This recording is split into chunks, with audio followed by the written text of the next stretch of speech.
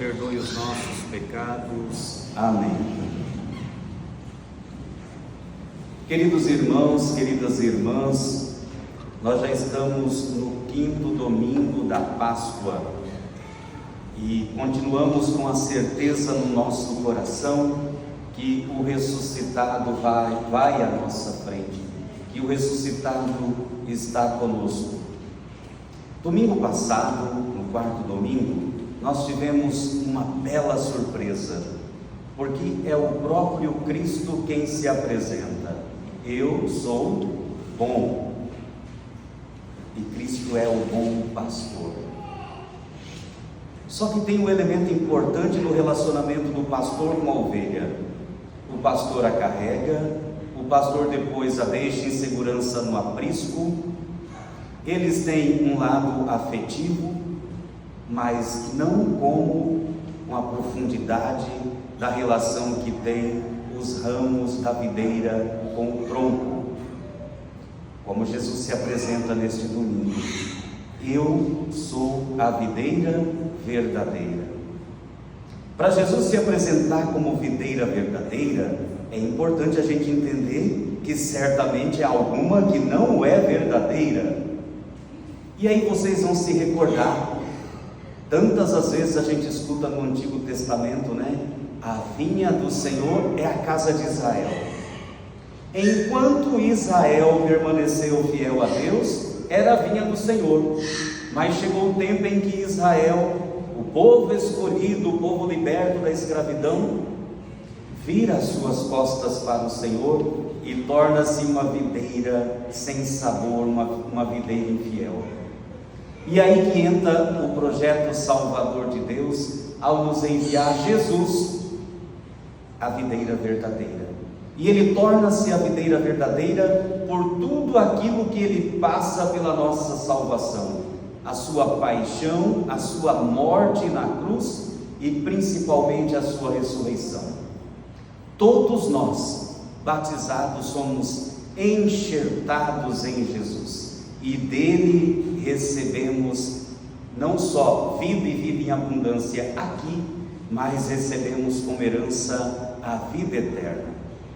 Neste domingo, vamos agradecer a Deus porque um dia nós somos chamados a descer pecadores na pia batismal e ressurgimos novos e novas na graça de Deus, pelo santo batismo.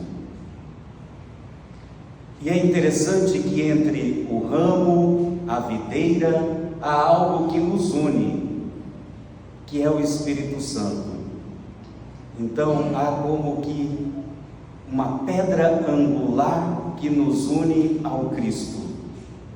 E aí nós escutamos todo este evangelho bonito deste dia.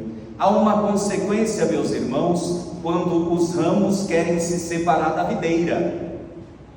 E aqui quantos irmãos e irmãs a gente encontra já desesperançado, sem fé, descrente da vida. Por quê? Porque não estão unidos no Cristo. É Ele quem nos dá a seiva para continuarmos vivendo neste mundo de muitas lutas. E como consequência, no nosso relacionamento com o Pai, tem o corte, quem não dá fruto, e tem aqueles que continuam unidos, dando fruto, mas chega o momento das podas. E aqui é interessante a gente não murmurar diante das situações da vida, porque às vezes a gente acha que basta fé, né? Eu já creio em Deus e está tudo resolvido na minha vida. E não é assim. Quem não dá fruto, corta, seca, queima, como se fosse o juízo que a gente vai ter depois da vivência neste mundo que nós vamos apresentar para Deus. Então aqui que está, quem é discípulo de Jesus não pode temer. Vai ter força? Vai ter o Espírito Santo? Vai ter a presença do ressuscitado? Mas também vai ter cruz, mas também vai ter podas.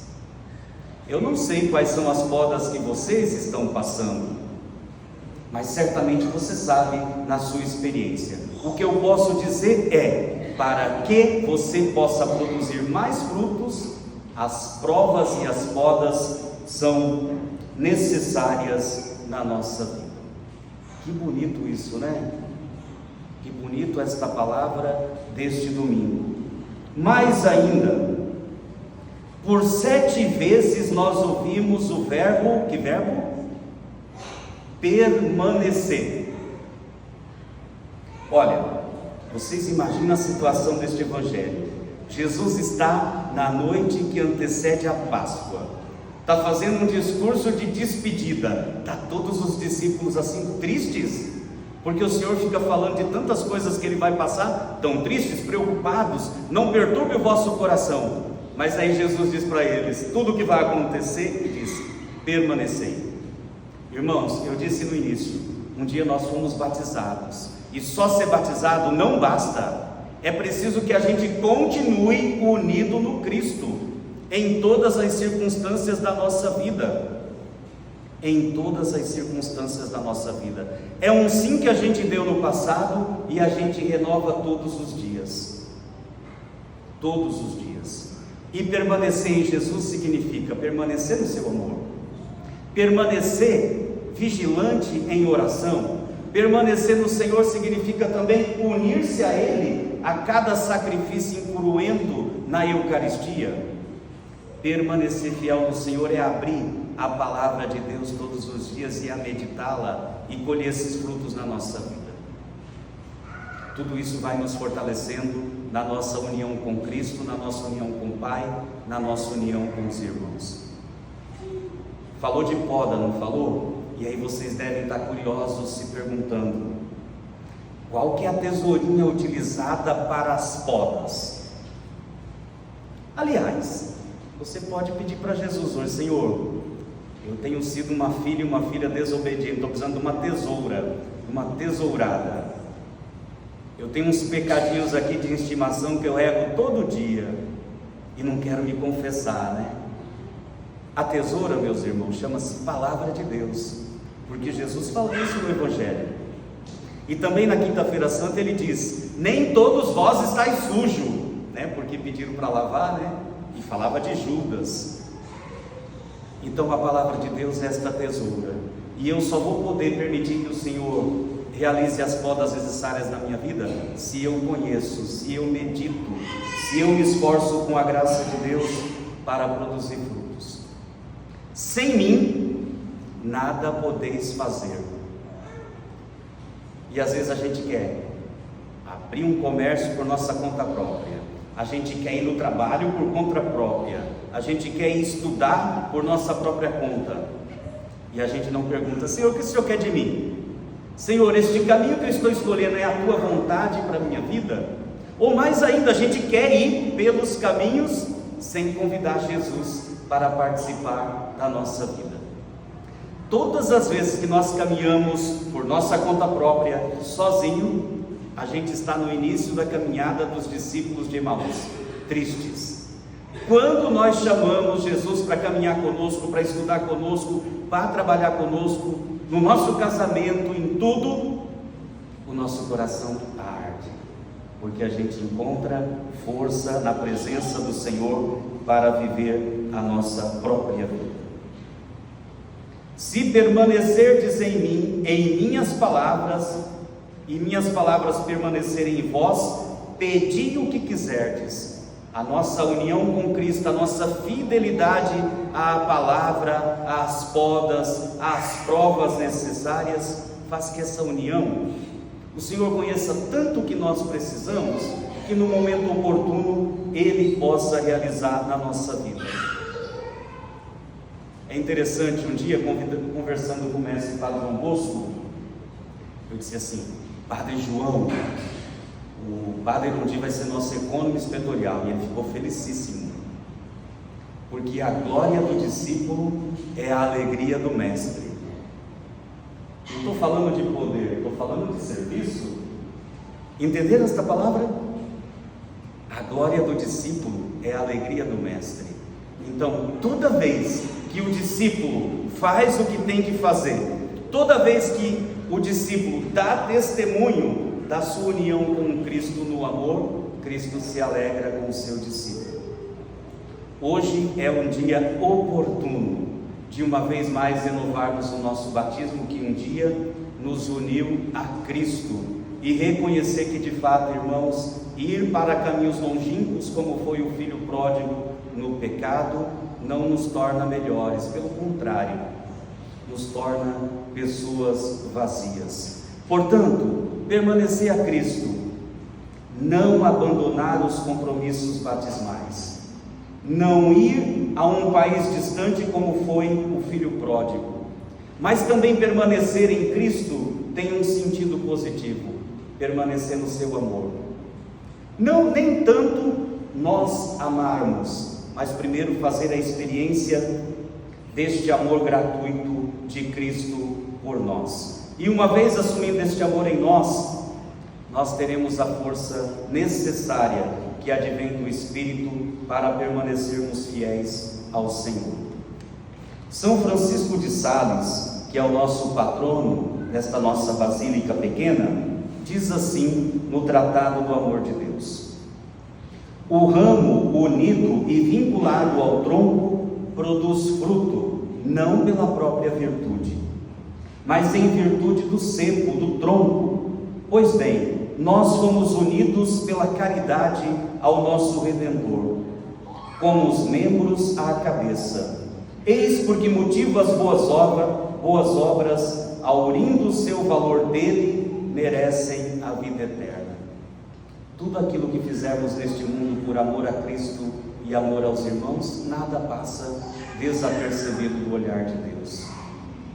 E falando desse permanecer em Cristo, nos diz São João na segunda leitura, irmãos, um versículo antes daquilo que foi proclamado hoje, diz, porque São João está confrontando um grupo que quer pregar outro evangelho, e ele diz: o que adianta vocês ficarem olhando para cima, dizendo que acreditam em Deus, e tem um irmão que está ao lado, necessitado, precisando de vocês? Por isso que São João diz para nós: não amemos só com palavras. E com palavra é fácil, não é não? Tem marido que diz para a esposa: eu te amo, e depois trata a esposa com indiferença. Dá flores no namoro, no casamento nunca mais lembra de dar flores. O filho, quando o pai dá presente à mãe: eu te amo, na hora que vem as podas, vira as costas. Ou quando cresce, esquece dos pais. Basta, nós cristãos não amamos só de boca, é nosso carimbo, é nossa identidade. O amor nos liberta para sermos todos uns dos outros, todos uns dos outros. E aqui, irmãos, é o critério para dizer se somos da verdade, se somos do Senhor, se permanecemos com Cristo. E aí eu me lembrei de uma anedota que aconteceu comigo.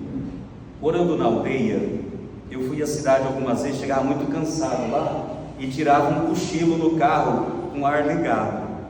E um dia um senhor bateu na janela do carro, dei uma olhada. Eu sou atraído por bêbados, entendeu? Bateu, e eu não queria abrir não, bateu de novo. Aí eu abri e falou: olá, tudo bem? Tudo bem. O senhor poderia me dar uma moedinha para eu tomar uma cachaça? Sacou? Normalmente o que acontece conosco? A gente fica com raiva quando vem e fala assim: então, sabe que está bêbado, ou sabe que é usuário, e pede: dá uma moedinha para eu comer, para eu fazer não sei o que. Você já pensa lá: não vou dar não, porque eu já sei o que ele vai fazer. Gente, mas ele veio com uma honestidade: eu quero tomar um trago. Falou com tanta alegria. Dei a moedinha para ele. Dei a moedinha para ele. Por quê? Sinceridade. Eu não sei o que vai acontecer com a vida daquele irmão, mas eu fiquei admirado com a sinceridade dele. E depois é o seguinte: não é só uma moedinha, é um gesto de caridade. Se ele vai aproveitar da caridade, isso é questão dele, porque também eu acredito que a caridade nos liberta e liberta também quem recebe a caridade. Irmãos, a gente veio à missa, nós viemos nos encontrar com verdadeiro amor. Não dá para sair daqui vazio, não dá para sair daqui sem a gente revelar esse amor que nós experimentamos aqui. Quem come minha carne, bebe o meu sangue, permanece em mim e eu nele. Já sofremos as podas na palavra e agora a gente vai viver íntimo com Jesus. E esta intimidade, este permanecer, a gente aprende, se dá na vida comunitária. Vocês vejam que o capítulo 9 dos Atos dos Apóstolos, todo ele nos fala da conversão de São Paulo, que vai para Damasco, que vê Estevão sendo martirizado à pedra, e ele que persegue a igreja. E o que acontece na vida dele? É interessante, não é a comunidade que vai atrás de Saulo, é Saulo que procura se encontrar com a igreja. Ele não quer viver à margem. Às vezes acontece tantas coisas na nossa vida, somos perseguidos dentro da comunidade cristã, e a gente quer o quê? Sair. Quando no contrário, é aqui que a gente encontra o Senhor ressuscitado, nos encontramos com a Eucaristia, com sua palavra. Então, procurar, irmão, a igreja. Aqui é a barca do Senhor, e Ele está nesta barca. Mas diz Lucas, todos tinham medo dele. Mas é verdade, era para ter medo, ele era perseguidor. Mas ao encontrar com Jesus, houve uma conversão na vida dele. Que a gente também não olhe para o irmão, que às vezes fica distante da igreja e volta, com julgamento. Nós aprendemos no dia de hoje que, unidos a Cristo, a videira verdadeira, experimentamos o seu amor, para que também a gente não viva de julgamento, mas viva de amor no nosso relacionamento fraterno. Depois Barnabé, o homem da paz, entra e procura conciliar os relacionamentos entre Saulo e a comunidade. Precisamos, nós que pertencemos à videira de Cristo, ser homens e mulheres do diálogo, homens e mulheres da paz. E por fim, irmãos, Lucas faz questão de dizer: a igreja se consolida, a igreja progride, não é só por causa de esforços humanos. A igreja segue o seu caminho neste mundo por causa do Espírito Santo. Obrigado, Jesus. Nem sempre somos ramos fiéis, nem sempre estamos unidos a Ti como o Senhor gostaria, mas pedimos com toda a humildade nesta Eucaristia: nós precisamos de Ti, que o Senhor continue a nos acompanhar na nossa jornada rumo ao céu. Seja louvado nosso Senhor Jesus Cristo. Para sempre seja louvado.